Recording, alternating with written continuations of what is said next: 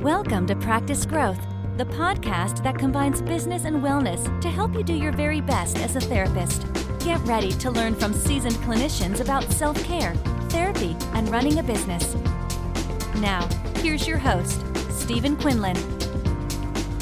Hey everybody, welcome to the show. I'm so glad that you are joining us today. Really appreciate all of the listeners and the audience out there, and certainly your emails and support. And I'm very excited to announce that today we have Lisa Mustard on the show. Lisa is a licensed marriage and family therapist, life coach, and podcaster. She is also a self-described puppy wrangler, lover of health, wellness, and fitness, and personal development junkie. This is really a timely interview today as we talk about Lisa being flexible in her approach to finding what is working and what is in alignment with her highest values and priorities. And as she says, when she does this work, it feels effortless and fun. One of the things that Lisa details in our conversation today is not being afraid to pivot what it is that you are doing and to move on to something that feels more in alignment with your core values and brings back that sense of joy in your work. And I just love how open she is about this. Lisa also has a lot of knowledge about not only starting a side hustle, but also podcasting in particular. So she talks to us today about some of the challenges that therapists might have when trying to start a podcast, and also some of the payoffs that come along with doing this. If you go to Lisa's website, which is lisamustard.com, and click on Direct Sales and Social Selling Podcast, you'll see that there is a free quiz that she has there, which will allow you to find out exactly the type of podcast you should be creating. So pretty cool content that she is offering for free there on her site, in addition to her new podcast, which you can find all of those episodes right there on that same section.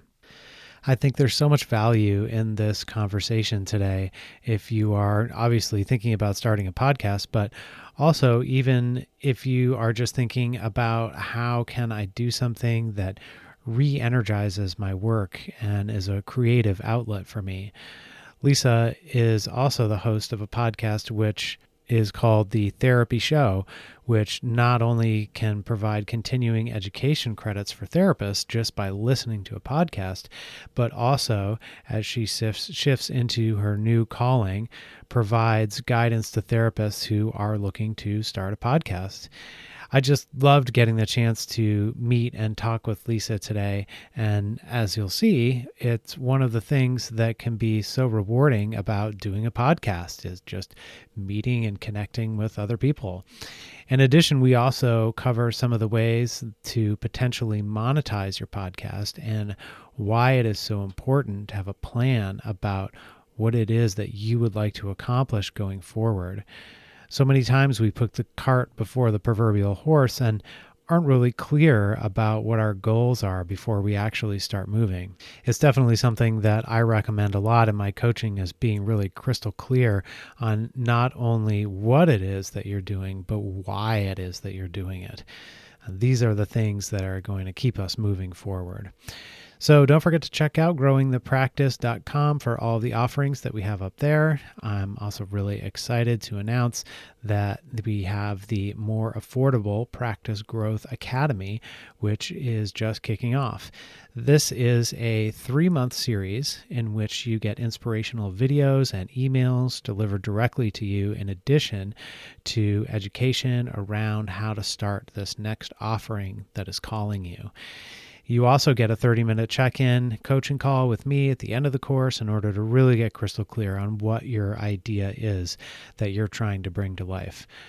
So since this is a pilot offering and I'm just kicking it off, it is actually on sale right now. It's just $49, and I'm hopeful that this will be helpful to a lot of people who are trying to take that next step in leveling up themselves and their practice. So check that out on growingthepractice.com. All right. So I am so very excited to introduce Lisa Mustard, who feels in many ways like a kindred spirit to myself in terms of her ability to think outside the box and constantly come up with new ideas and having a passion for helping other therapists. And as you'll see, Lisa embodies the spirit of finding what works for you and your life and your career and pivoting your skill set to new and exciting things. So here is my interview with Lisa Mustard.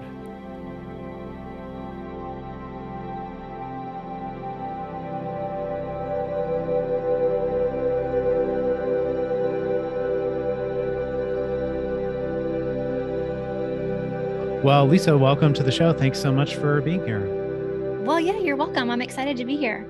So awesome. Yeah, I'm really excited to talk to you. And I as we were talking a few minutes ago, I discovered your podcast back in the day when I was starting my podcast, and I thought, what a cool idea this person has around offering continuing education credits for listening to podcasts. And I just thought that was really cool.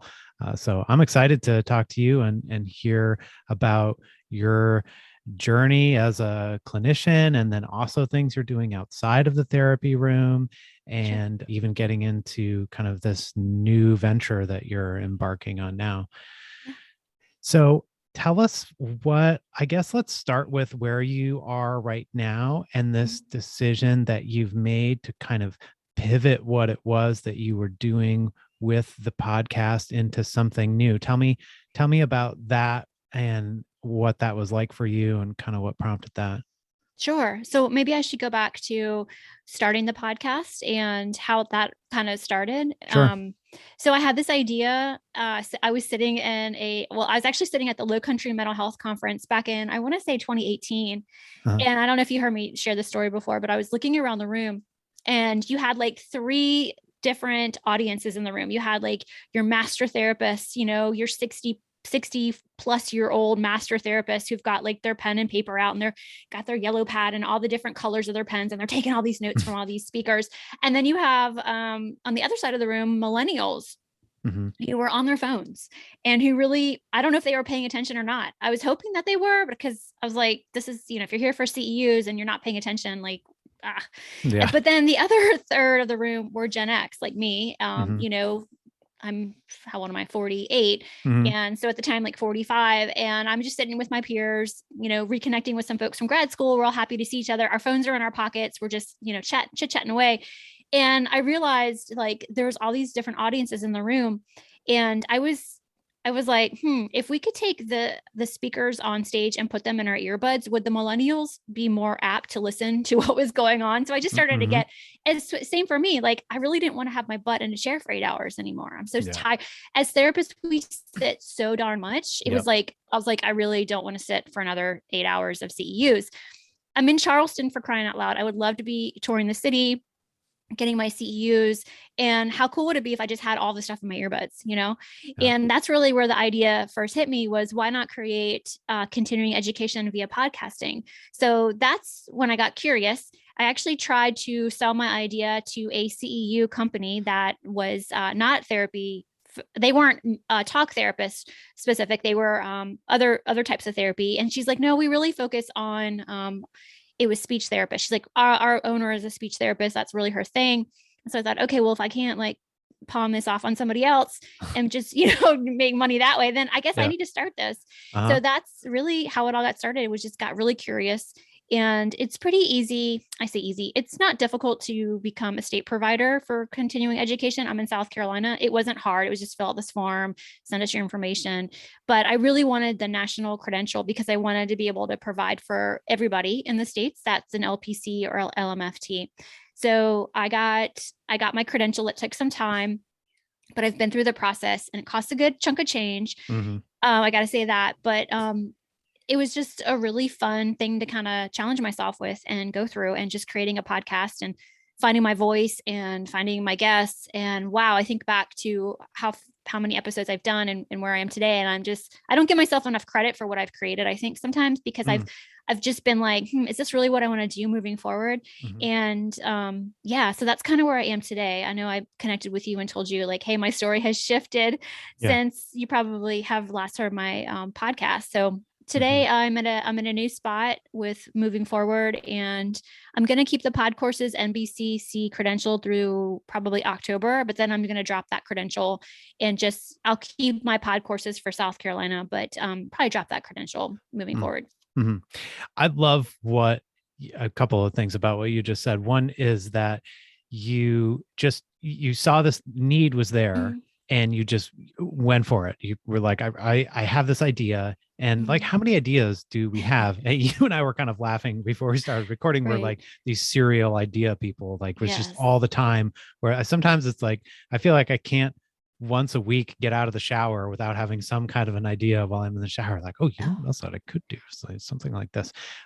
But being able to really tap into that and say, you know what, like this really resonates with me, and I see this and I'm going to do it. And then you do it, and giving yourself the credit, as you said, to actually follow through with that is just huge, because I do think a lot of people get intimidated or get scared or have imposter syndrome come up, and all these things that are just barriers to getting your thing out in the world, which is a shame.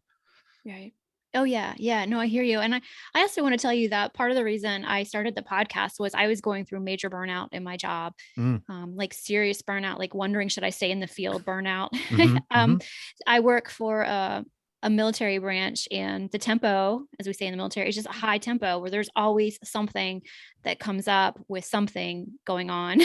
And we get called on a lot to help. And I love that part of what I do, but also was just kind of burning out on the tempo, just like always on, and I thought about going into private practice. I thought about joining a group practice. I thought about becoming a real estate agent. Like I thought of everything. And I realized it's like, no, it's not so much that. I just need to have better boundaries in my work, and I need to keep my skills.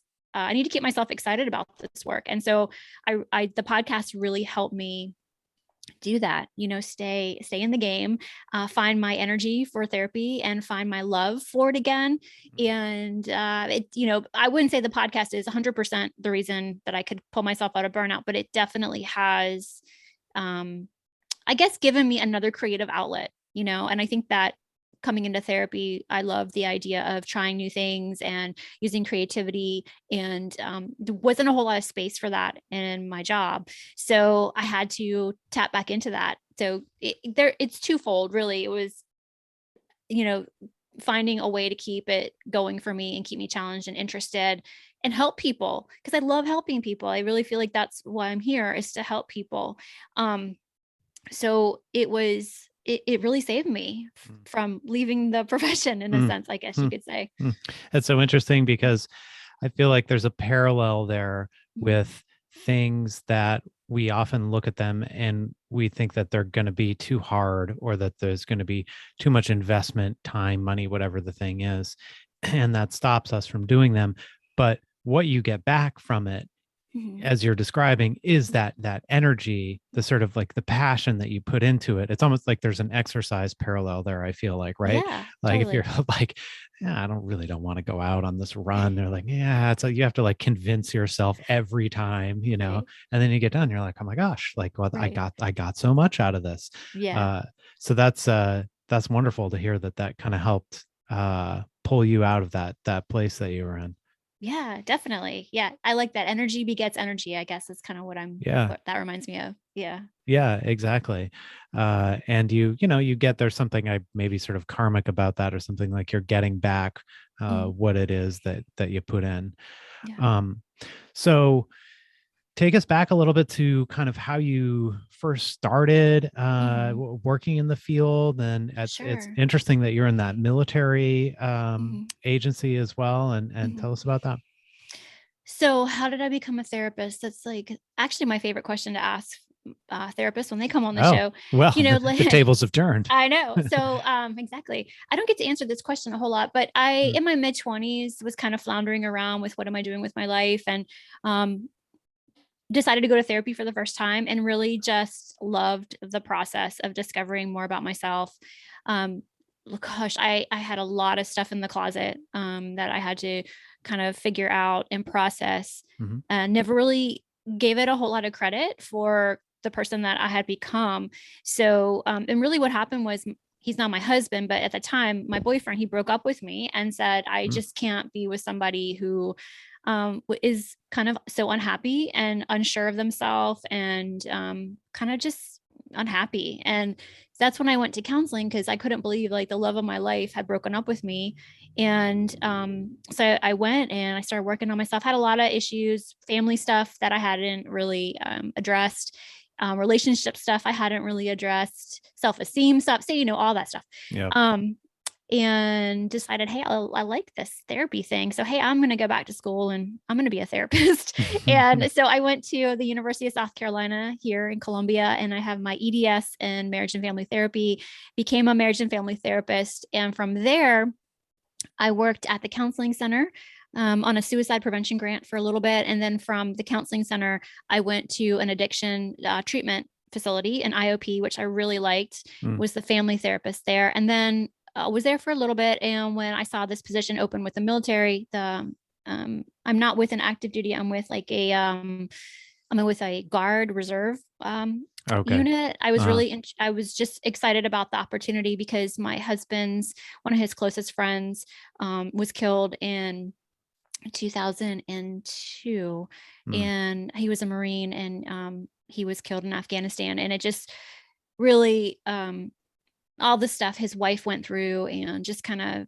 being around that. And I just like, I really want to support military, and I've been here ever since. So I've been with the military going over 10 years now. And I'm more of a, everybody wants to talk to me about active duty, but my expertise lies in like National Guard and reserves, understanding the system of a National Guardsman and their family. That's really who I support. I'll just come out and say it.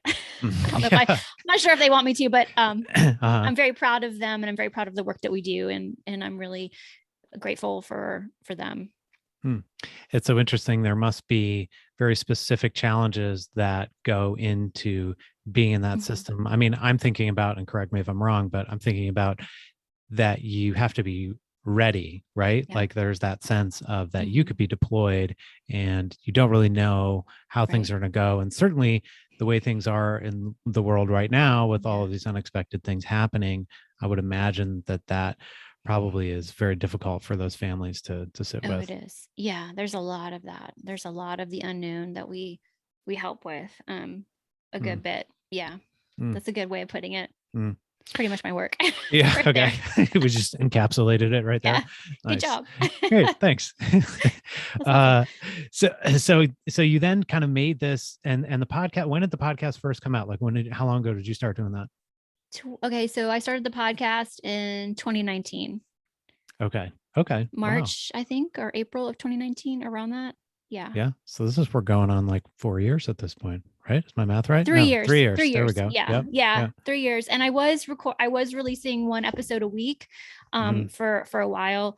And now I'm more like, well, I've taken some time off to kind of really think about like, what's the show, what the point of the show, what am I doing moving forward?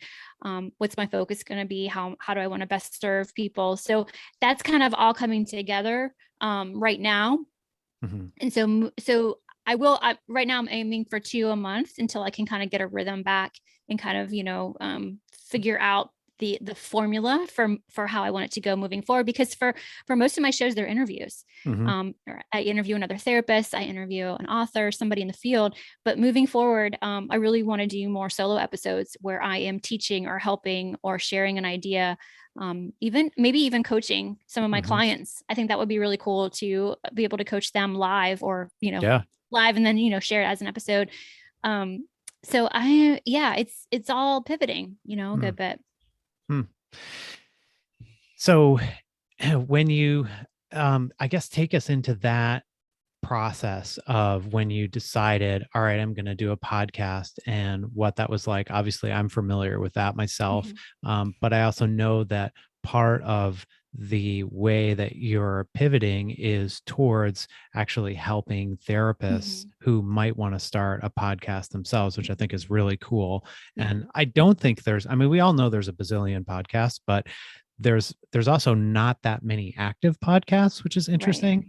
I think I heard it, the number I heard the other day was that something like 75% of podcasts have 7 episodes. Yeah. So it's like people who are like, I should do a podcast. And they're like, maybe I don't want to do a podcast. Right. Yeah. But like, there's still room, you know, in the space, certainly for therapists. I don't think there's a whole lot of therapist representation there. So, so tell us about that. Like, as a therapist, you kind of deciding to, you know, step outside the quote unquote box of the therapy room and working on this project.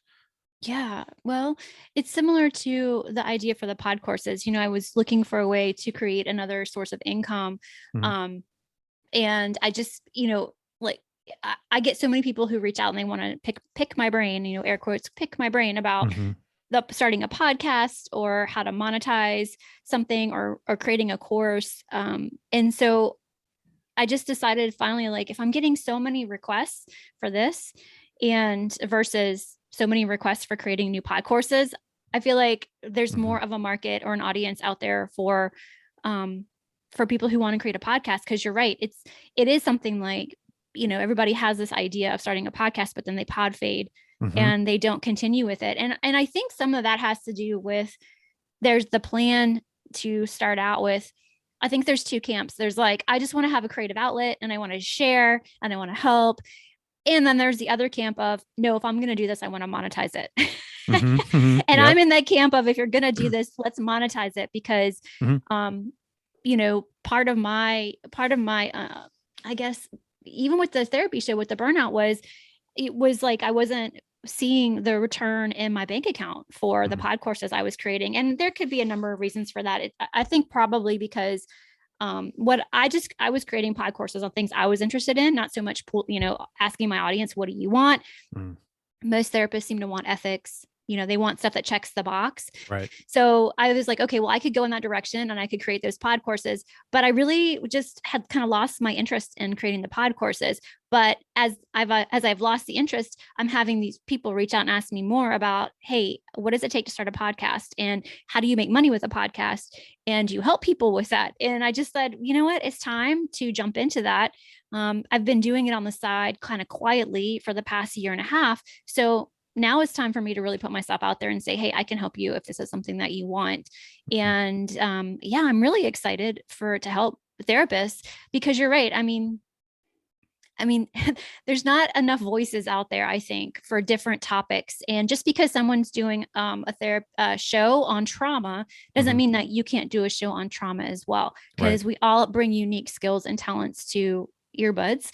And you know, if I were to say like, oh, well, so-and-so, there's, you know, 5 other podcasters who already teach podcasting that are therapists, then I would never jump into this. But I know that I have specific skills that I can offer and help that I can offer. And I can't not do it because there are other people doing it. I don't know if that makes sense. Totally. And I think what happens is this is what I call it's like the perils of comparison. So if, as soon as you start looking at other things and looking at what other people are doing, how they're doing it, maybe it's something kind of similar to what you're doing, I feel like you're done. Like you can't, and I've fallen victim to this myself. So this is how I know, because obviously there are other shows out there, right? And there are other therapists who are doing podcasts or whatever, but there aren't any other yous that are out there doing that. And I feel like that's where that work that you were describing earlier in your early 20s around self-esteem and just being kind of comfortable in your own skin really becomes so important, because without that, you might not believe that there is something inherently valuable about you and what you bring to the table. Right. And I feel like that stops so many people in their tracks. So it's something I'll say a lot of the time is just like, don't look at that other stuff. Yeah. It's like comparisonitis, right? There you go. Comparison is the thief of joy. I mean, Yep. I really believe that, because I've let it get to me in the past as well. And I don't know. I guess maybe it's my age and the work I've done. And, I just feel like there's room at the table for everybody to reach their goals and to be successful, whatever that looks like for you or for the person listening. Why not you? Right. Exactly. Why not? Yeah. And the world certainly needs other therapists, needs your voice.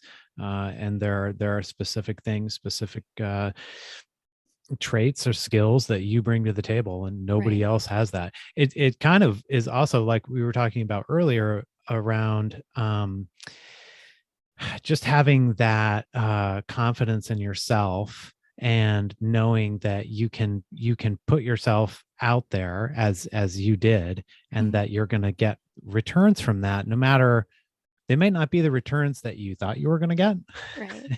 Right. It may not be the material concerns that or returns that you thought you were going to get, but you do get stuff back just by putting stuff out there. But one of the things that I love about what you're doing is that you're listening to what it is that's coming back at you. You're not like kind of rigidly putting on your blinders and being like, well, no, this is what I'm doing, and I've said I was going to keep doing this. But you're taking that feedback and saying, okay, so this is what people are looking for. Right. And feedback is so important. Yeah. So the more of that you can get, the better. Yeah, definitely. So, when you decided to shift, were there things that came up for you during that process after you, because I mean, you were already kind of this quote unquote seasoned podcaster, right? And that you've been around for a couple of years, which is more than 7 episodes. Right. What happened there for you as you were trying to sort of wrestle with that? Yeah. So I almost stopped. Like I almost just stopped the podcast because I was like, what am I doing? Why am I doing this again? Why? Because, honestly, at the end of the day, I had gotten into it to, of course, like to help with the burnout. So I was able to like creatively work on that. And I'm sorry about that. And then that's okay. And then presumably you were also like, maybe wanting to make some money. Right. Yeah. That's the second thing. Is like, I really want to make some money, like I really would like to make some money with the podcast. And I just was like, so it was either walk away from the podcast and just stop and do something different, or how to monetize it, like figure out how to really monetize it. And I realized like, I love podcasting. I love it so much. I don't want to walk away, but I would like to earn some income from it. I don't want to just keep giving away the value. I mean, it's kind of like doing free therapy. Like you can only do it but for so much before you're like, I need to get paid because I need to pay the bills.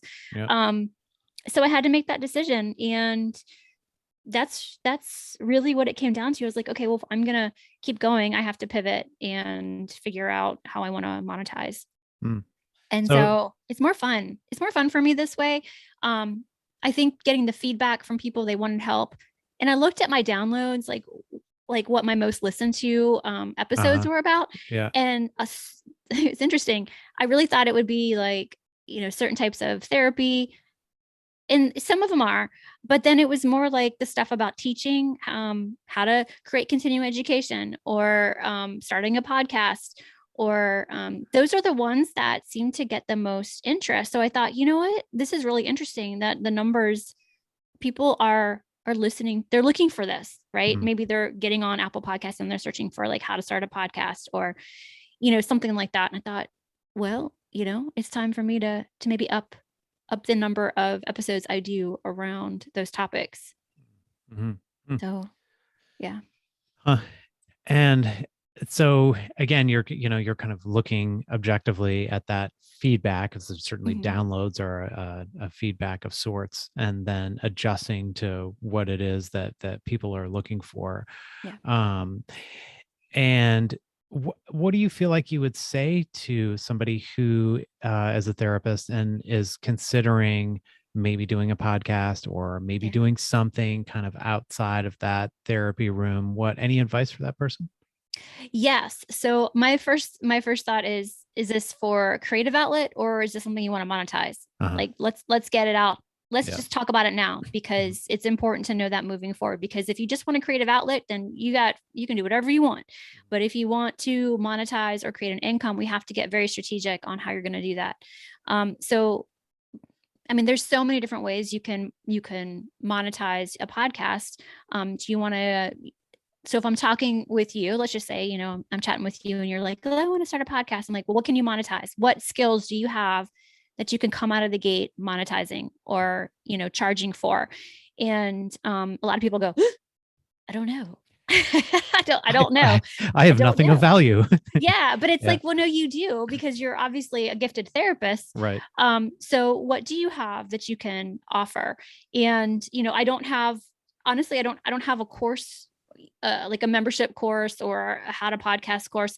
And I prefer the one-on-one coaching style anyway. So, that's how I'm coming out, is offering, podcast coaching for one-on-one.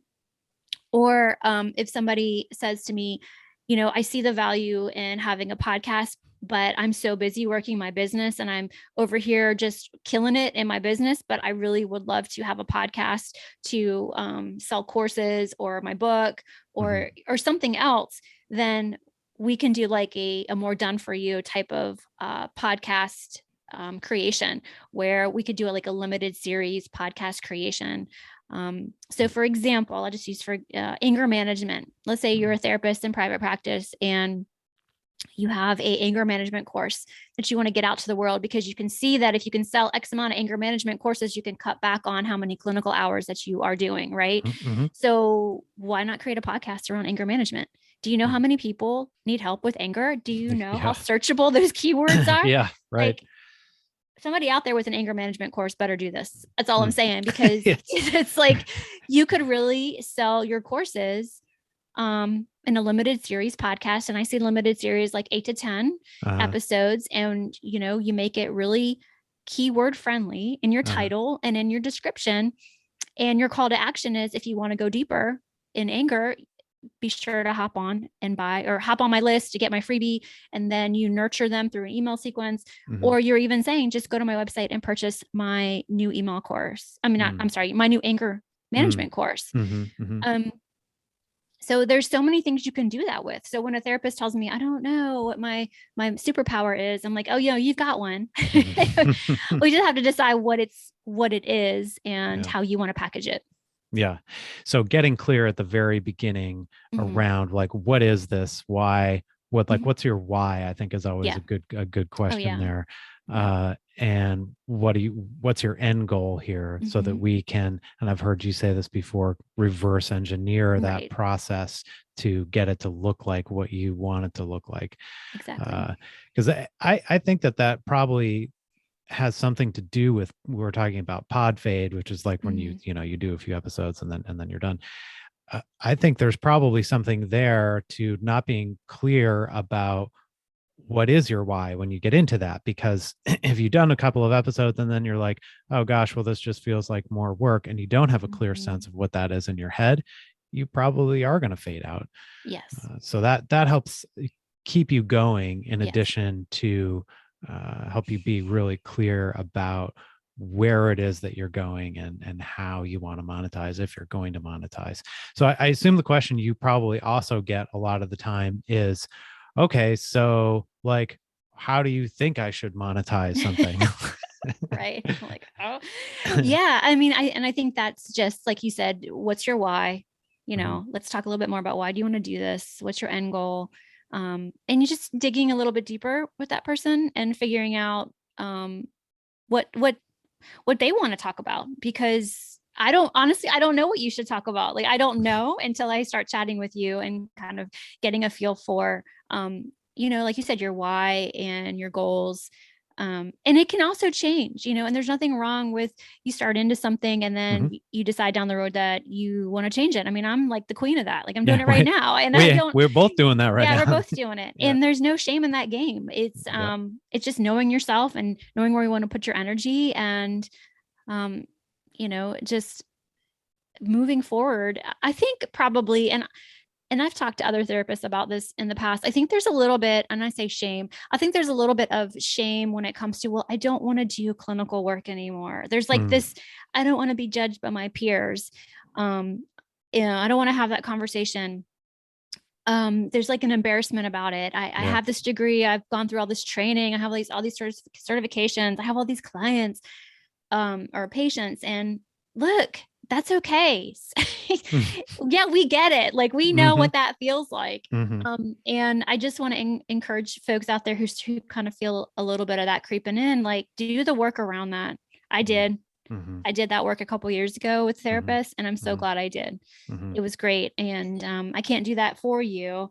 But explore that, go back to therapy, go to a therapist. Don't just like talk with your friends, go to a therapist and process it. Yeah. And, if you need outside help, outside coaching, like I've been a big advocate of like, I went to a business coach and all this stuff because it's, and really, we should know this, right? Right. Like you can't sort of therapize yourself any more than you can like business coach yourself. Like that just doesn't work. So not being afraid to reach out for that help that is there for you to help you kind of along down this this path. And I think there's also, I know what you're saying too about that reticence to say, gosh, I feel like I don't want to do as many clinical hours anymore. But if you accept that and you are at home with that and start to move into some of these other ventures, just like in your story, that can actually help you stay where you are. Maybe it'll be less hours or whatever, but you're still there. Right. Yeah. Yeah. It's almost like I have a renewed energy for it. I don't, there's other things I think that I've put into place, with my work, but I have like a new energy for it. And, it's exciting. It can really be exciting. I think a lot of people just are fearful to put their hand up and say, I'm ready to try something different. Yeah. I understand that.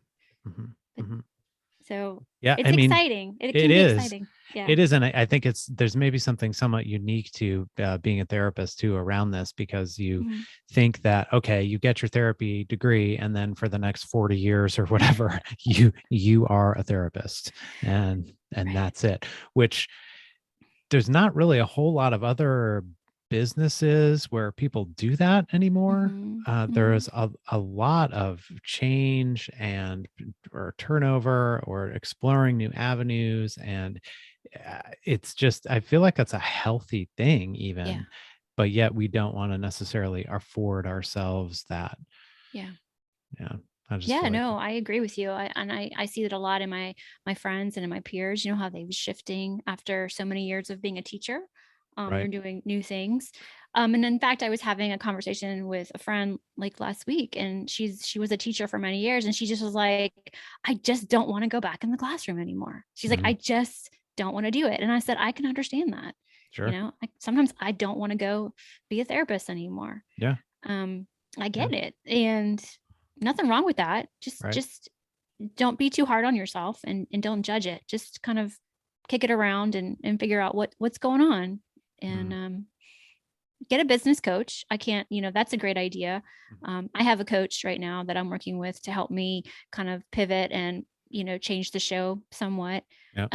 And she's so much fun, and she's just what I needed, because I was at the point where she has a podcast, and one of her things was, one of her episodes was about like, you're at this point with your podcast, you've been doing it for so long, and you have two options. You're either going to walk away from it, something that you've been doing for a long time. You're just going to walk away because you're not monetizing it, or you're going to figure this S out and you're going to monetize it. And I was like, you are speaking to me.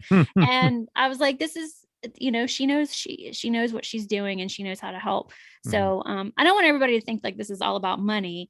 But it's about, making, I mean, well, it has to be worth your while, right? I mean, right. and that is another thing that keeps you going. Right. Yeah. Right. And that's just, we as a society, we kind of ascribe this value to things that if something is valuable, then it's worth this money. Right. Right. Yeah. Yeah. One of the things that I absolutely love about helping other therapists is just connecting with them and hearing their ideas. And like, I'm just wowed. I have some amazing clients doing some really cool things, and I probably can't talk about them because what they're doing, but it's just some really cool stuff out there, and the sky's the limit, really. You can do, there's so much you can do. It's just really, really, I know I'm not really saying much of anything except just saying. No, you know what I feel like you're saying? I was just thinking that you're saying the stuff that I tell my kids all the time. Yeah. Which is like, you can do whatever you want. Yeah. And, you as a model for them to say, you know what, like, I decided I'm going to do this thing, and they see you going for it. Jung said the child learns from the parents' actions, not their words. Right. True. So there's so much power in that. And you're modeling that behavior for them. And hopefully, I think, what you and I are both trying to do is model some of that for other therapists as well. That like you can go down this path, and that it is eminently rewarding and in many ways. And not just, I mean, we focus on, we talked about the money, but although, to be honest, that's really what a lot of people want to hear about, which is why I was sort of jokingly asking you that question, like, so how do I monetize this? Right. And it is important, right? But I think what gets lost in there sometimes is all these other things that you get back from doing podcasts, of like, you connect with other people, I mean, globally, which is so cool. It is cool. And people are, who are really kind of, quote unquote, big name people are willing to sit down and talk with you.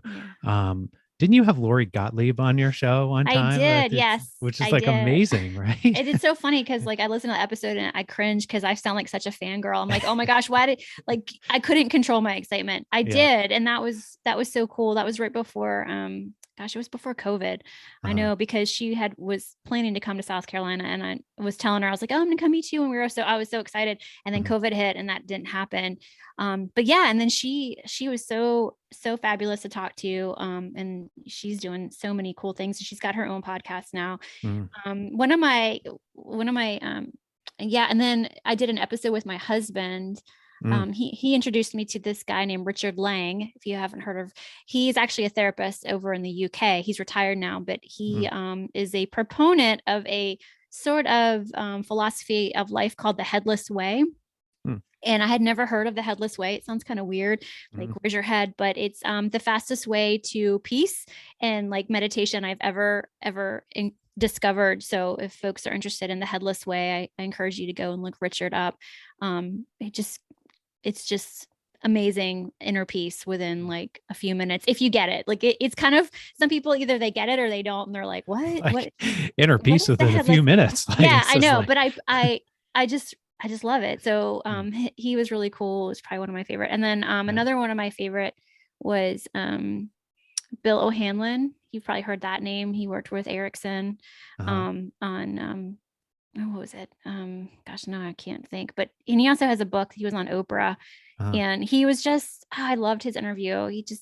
He made me cry. I was crying at the end. I just loved connecting with him and just learning from him. That was a great episode. And then just, local people, therapists I've interviewed. A friend of mine, he's a professor.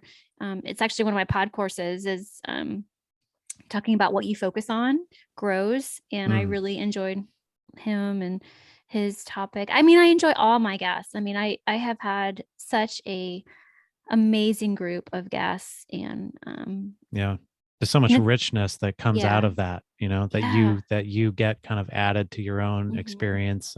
Just as we're saying, just getting the chance to sit down and talk with some of these people and just pick their brain and be in their presence. But you also, I found that I even clinically have gotten a lot out of talking to other therapists or experts, and it's really kind of informed my practice in new and exciting ways. And that all comes out of doing the podcast. And it's, it's hard to kind of put a price on that. Yeah. No, I love that. It's so true. It really is. And I guess that's when I say it's really kind of brought back my excitement for the work, is just connecting with so many people and hearing their stories and how they help people and how they work with people. And that's probably one of the biggest bonuses, in the show. Well, Really it's cool.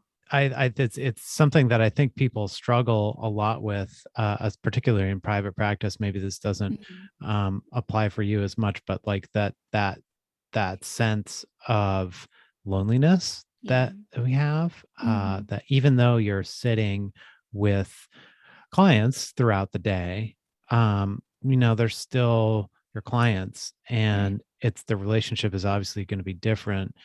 And I think it's very easy to feel isolated, and this can be definitely an antidote to that. And that you are talking to these other therapists, and really, like, you set aside this time, just like you and I are doing right now, to sit down and just have this in-depth conversation. And that doesn't happen unless we kind of make it happen. Right. Oh yeah, that's so true. That's so true. Yeah, you have to schedule it. You have to make it happen. Right. Yeah, no, I hear you on that. And yeah, I know. I mean, I imagine, like, for you, I'm curious, what has podcasting done for you? Yeah, a lot of the same things that we were just talking about. I think there's an energy you get back from it.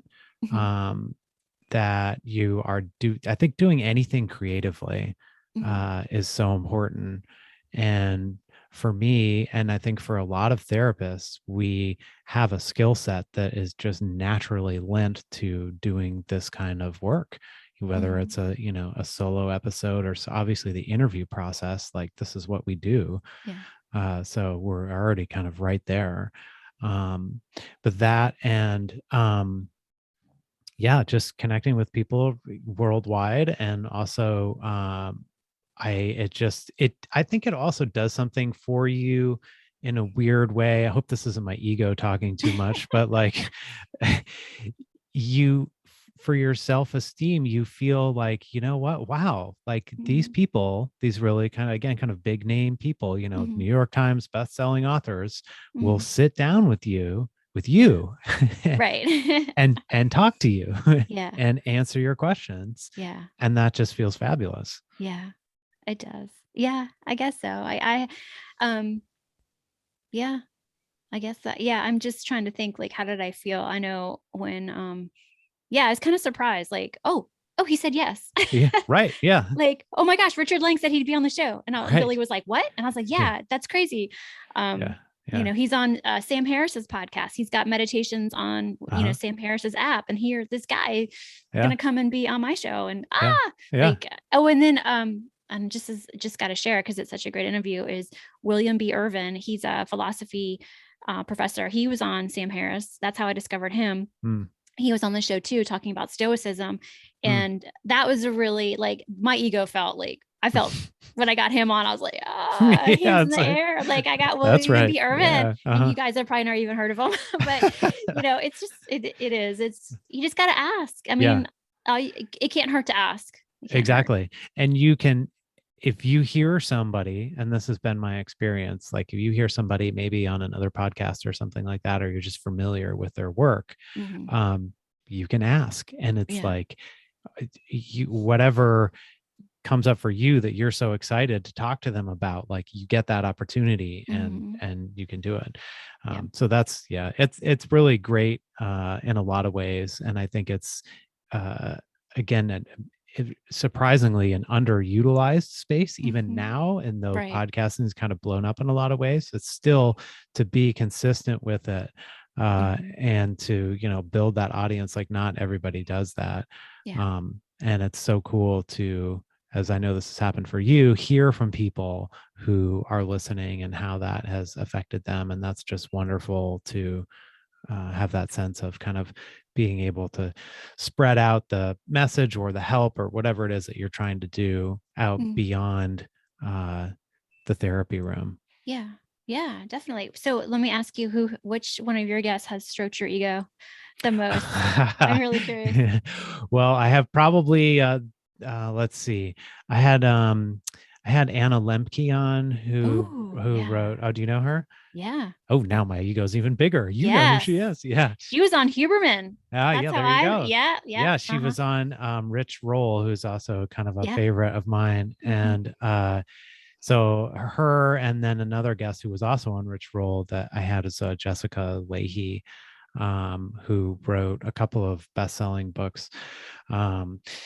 And yeah, I think those two are probably some of the big ones for me. Mhm. Cool. And yeah, it's so cool. I enjoyed even the preparation, like Mhm. reading the books and like kind of writing Mhm. down, like, again, it forces you to do this stuff. Like, when are you really going to sit down, read a book and like take notes on it? Right. Like, I haven't done Right. that in 20 plus Yeah. years, Right. Yeah, that's true. Yeah, that's such a good point. I love Yeah. that. I'll Yeah. have to check those episodes out. And I'm all like, ooh, Yeah. I'm gonna No, listen to on my next walk. I think they're pretty awesome, Yeah. in Well, my I'm opinion. sure they are. I can't wait Yeah. to listen. Yeah. No, they're good. Um, the Anna Lemke, that one's actually coming out in like 2 weeks from when you and I Oh, okay. are talking right now. Okay, cool. But yeah. Um, well, it's been awesome. I really love what you're doing. I love the way that you have kind of obviously pivoted stuff, but also just the energy that you've gone into Mhm. this working outside of the therapy room. And I'm hopeful that this is kind of contagious for a lot of other people, because Aw. I know it's made a big difference for me, and it sounds like it's certainly done that for you as well. Yeah. Well, yeah, thank you so much. I hope that folks listening are inspired and will reach out and, just start a conversation and, you know, like no idea is a bad idea. Yeah. I feel like every idea should be kicked around and discussed and Hmm. really taken a look at. So I'm excited for people to if this podcast inspires you and you want to start a podcast, I mean, go for it. Like Yeah. don't hold back. But Right. if you want to monetize it, think that through Right. first. Like, Right. Maybe. Yeah. I really want to encourage people to think about how they want to monetize it because like you said, you start to create all this content and Hmm. you're editing it. Editing costs money, Yeah. promoting it costs money. Well, to a Yeah. degree. Yeah. Finding your guests, it's time and it's your time Yeah. also. So Yeah. think that through. Yeah. Definitely. Yeah. And I think you don't want to be resentful of it, and maybe Yeah. that's where the money piece really comes in, because I Yeah. think, especially as therapists, where we're already pretty sensitive to being underpaid, Yeah. if you feel like you're doing all this work and not really getting as much monetarily out of it as you feel like you should, Right. you're much more likely to just bail on it. So Right. it is Yeah. And we don't important. want you to bail. We want you to get your good stuff out there. Exactly. We want to help you with it. Yeah.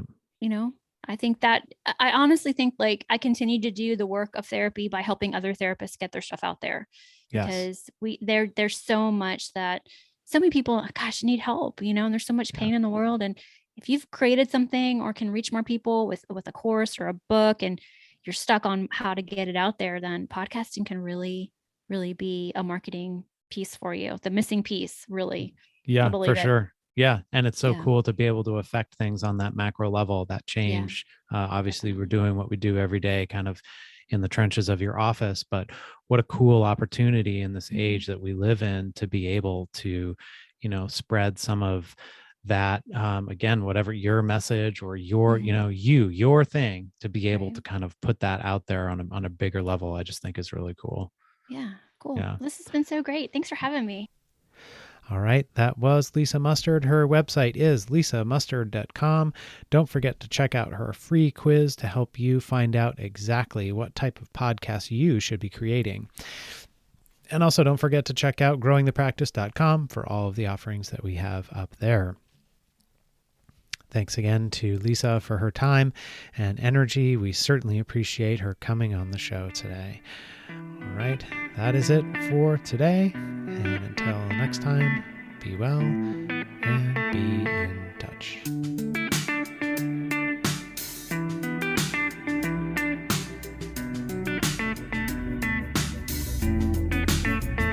This podcast is not intended as medical or psychological treatment. In no way should it replace treatment from a mental health professional.